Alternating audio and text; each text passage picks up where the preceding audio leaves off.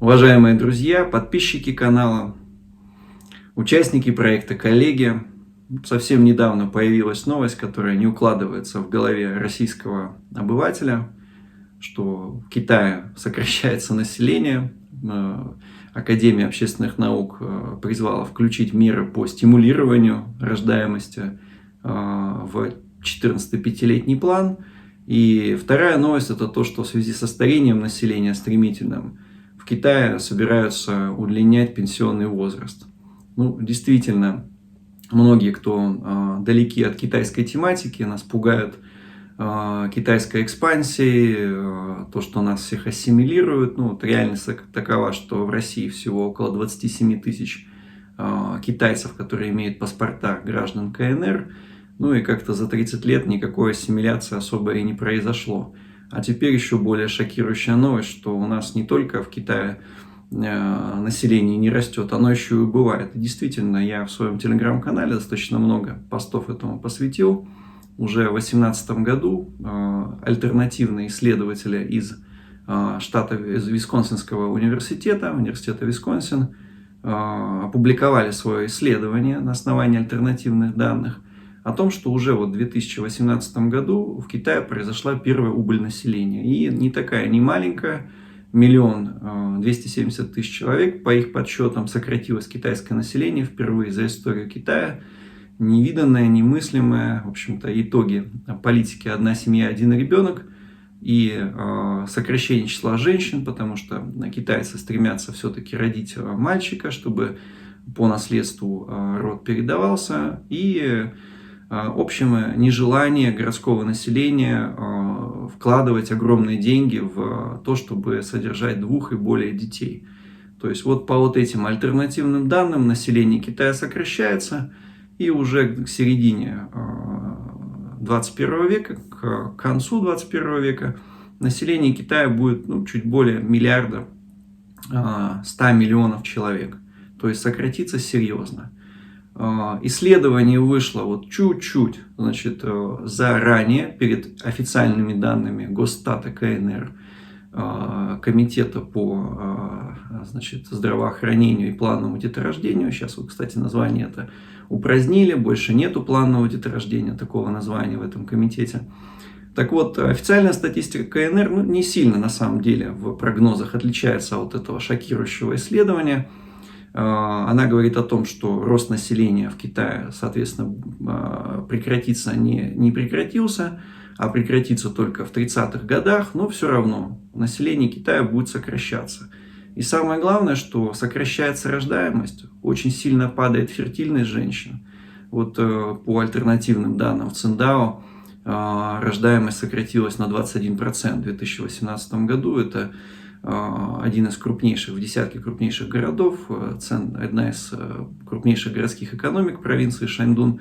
Падает фертильность женщин, соответственно, но растет продолжительность жизни китайских пожилых людей. И эти обе новости, они совпали, что и сокращение населения идет, и, соответственно, рост пенсионного возраста. Очень много спекуляций, очень сложно в рамках 15-20 минут что-то изложить глубоко.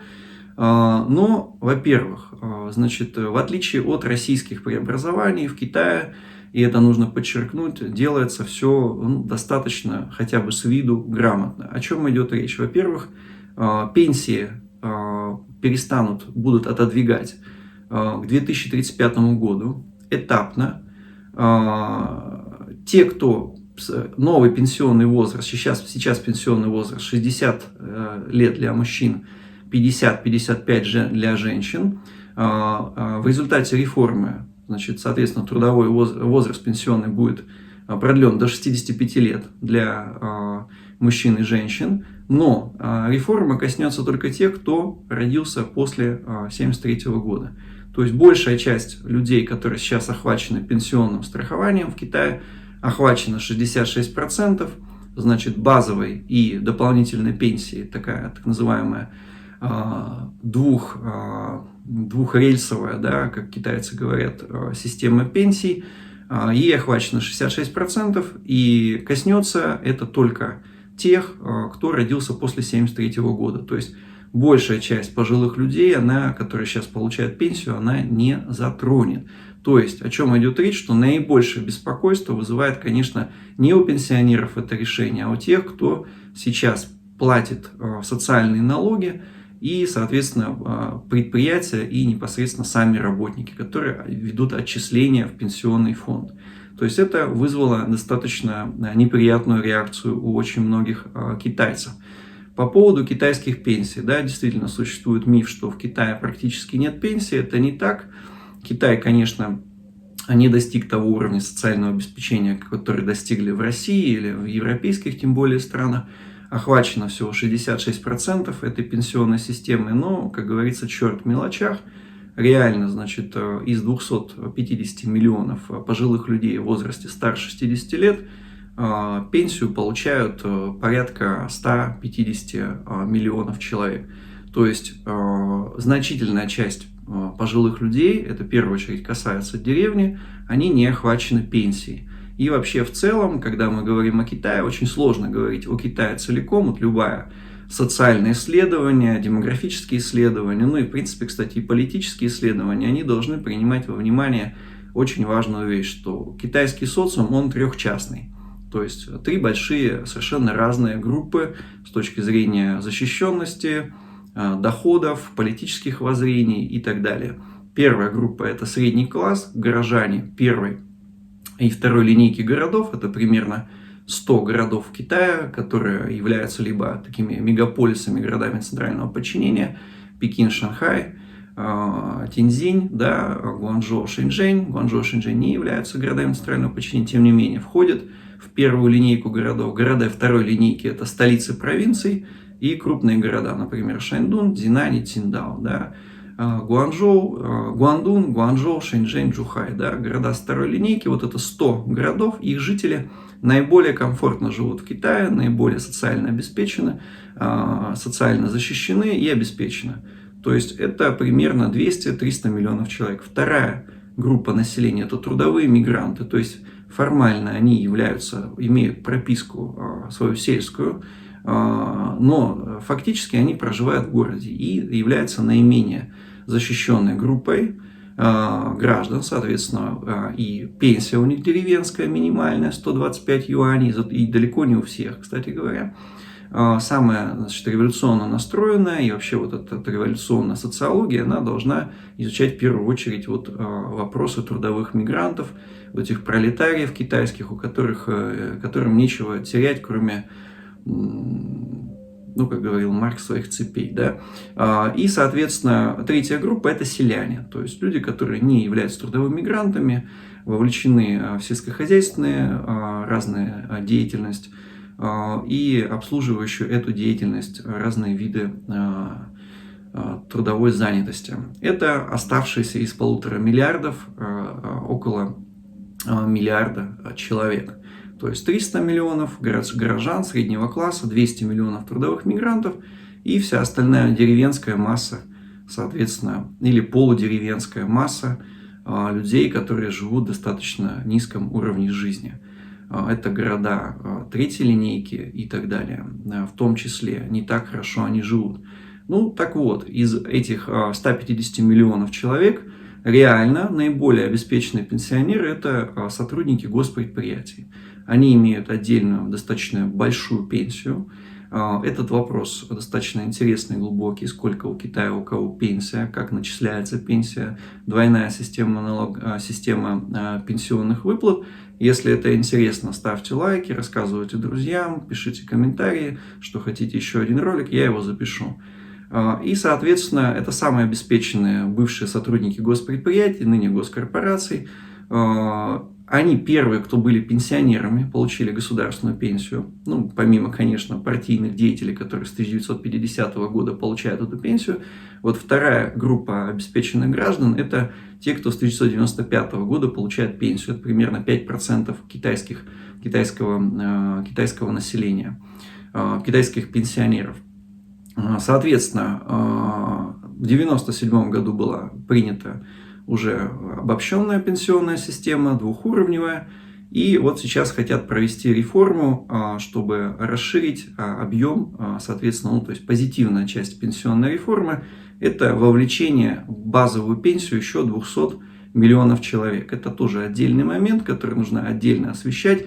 Но, тем не менее, реально, значит, более-менее средняя пенсия не для госкорпораций, а обычного горожанина – это в районе 25 тысяч рублей на наши деньги или около 2000 юаней, свыше 2000 юаней. Есть более меньшие пенсии, соответственно, там в каких-то континентальных городах. Почему? Потому что пенсионное отчисление также осуществляет и региональные бюджеты, не только центральный бюджет. Вот где-то регионы больше отчисляют пенсии, соответственно, там больше, Шанхай, например, Пекин, где-то поменьше, да, какие-нибудь достаточно развивающиеся провинции типа Гуйчжоу, там меньше пенсия. Но вот средняя пенсия где-то около 25 тысяч рублей. Есть также такие пенсионеры богатые, как у нас, например, да, районы Крайнего Севера, северные так называемые. Вот, например, условия тяжелого проживания, Тибет. Пенсия 40 тысяч рублей, да, разряженный воздух, высокогорье, холодные зимы и так далее. То есть вот там повышенная пенсия. То есть все это достаточно грамотно регулируется. Значит, по поводу пенсионной реформы, почему она сейчас, это не только, да, сейчас возникл вопрос со старением населения, это очевидно. Любому, кто просто гулял по китайскому мегаполису, огромное количество стариков.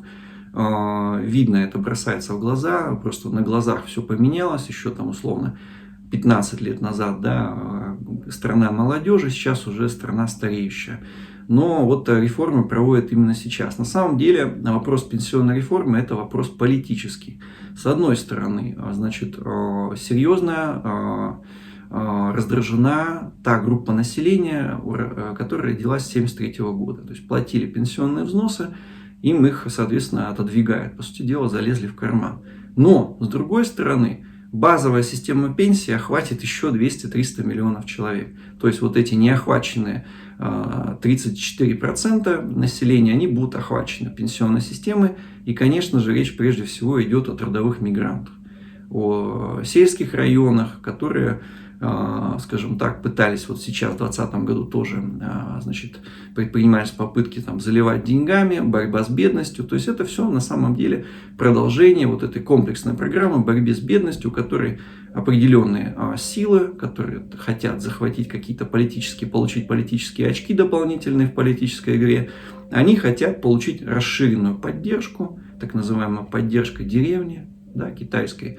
В других странах поддержкой деревни тоже занимаются. Вот эти силы, они хотят получить поддержку среди трудовых мигрантов, которые есть революционная сила, да, поддержку среди, значит, деревенских жителей, их там бабушек, дедушек, матерей пожилых, отцов и так далее. То есть вот расширяется здесь и радикализируется немножко вот протестные настроения, скажем так, они усугубляются, некий негатив к власти среди городских жителей, родившихся после 1973 года. Значит, реформа, по идее, должна начаться в 2022 году. Первые какие-то вещи, которые мы увидим по поводу этой реформы, мы увидим, соответственно, скорее всего, самое раннее в феврале-марте 2021 года, как раз вот аккурат в подготовке к сессии парламента. И, вероятно, цели более конкретные мы увидим уже в 2014 пятилетнем плане по данной пенсионной реформе. Одним из весомых аргументов пенсионной реформы, который сейчас на повестке дня, это то, что пенсионный фонд может быть исчерпан в ближайшие годы. И, конечно, здесь немалую роль играет то, что финансовая система Китая, она в ближайшем самом времени может быть подвергнута очень серьезным рискам. И финансовые резервы страны, они, возможно,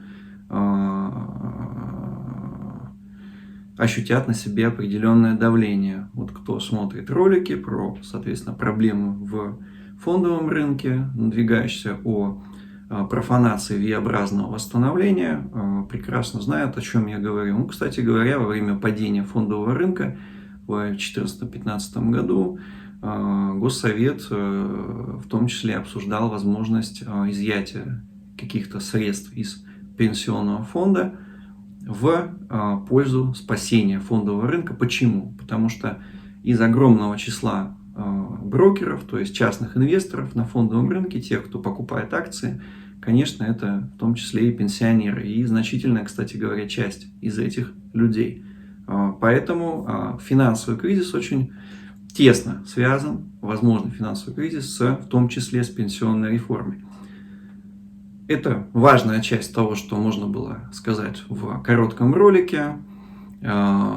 Если хотите более подробно о пенсионной реформе, какие-то дополнительные факты, например, то, что требуется 15-летний трудовой стаж для того, чтобы вам отчисляли пенсию или что-то другое, рассказывайте своим друзьям, подписывайтесь на канал, ставьте лайки, комментируйте, спонсируйте, мотивируют на новые ролики, и вам будут доступны дополнительные материалы. Спасибо большое.